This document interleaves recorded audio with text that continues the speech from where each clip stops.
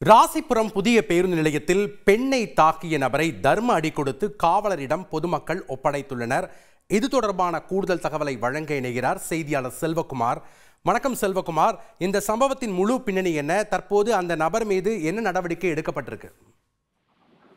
வணக்கம். நாமக்கல் மாவட்டம் திருச்செங்கோடு பகுதியைச் சேர்ந்தவர் பிரவீன்குமார். இவரது பெண் தோழியான புவனேஸ்வரி ஆகிய இருவரும் புதிய பேருந்து நிலையத்தில் வேறு பகுதிக்கு செல்வதற்காக பேருந்து நிலையத்தில் காத்திருந்தனர்.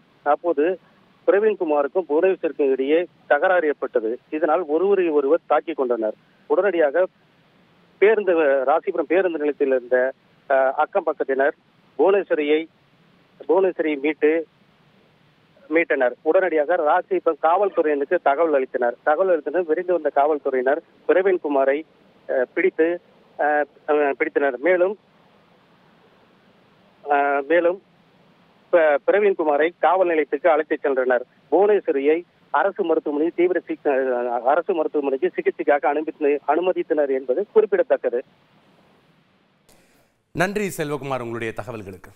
உங்கள் தந்தி ஒன் தொலைக்காட்சியில் அண்ணாமலை தினமும் மதியம் 12 மணிக்கு காணத் தவறாதீர்கள்.